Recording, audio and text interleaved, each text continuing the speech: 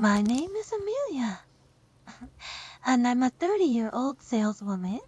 This is the story of how I crossed a line I never thought I would. It began innocently enough. He walked into the store one afternoon, a tall and magnetic man who exuded confidence. His name was James, and, and he had a presence that made it impossible not to notice him. I quickly learned he was married, but that didn't diminish the allure he had over me. There was something about his smile, the way he carried himself, that made my heart race. I'd see James regularly when he came into shop. I introduced myself one day, flashing what I hoped was my most charming smile. To my delight, he seemed amused. From that point on, our conversations became more personal. Over time, we began texting. We shared jokes, stories, and eventually, secrets. I knew he was crossing a line too, but neither of us seemed willing to stop.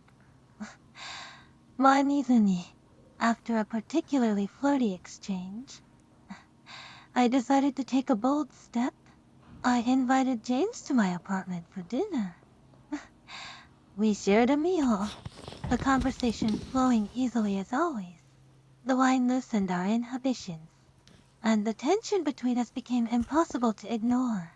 After dinner, as we sat on the couch, I made my move. I leaned closer, brushing my hand against his arm. His eyes met mine, and for a moment, of us moved. Then, I kissed him. It was soft at first, but quickly deepened. The room seemed to dissolve around us as we gave into the pull that had been building for weeks. I took the lid, guiding him to the bedroom. Our kisses became more fervent, our touches more urgent.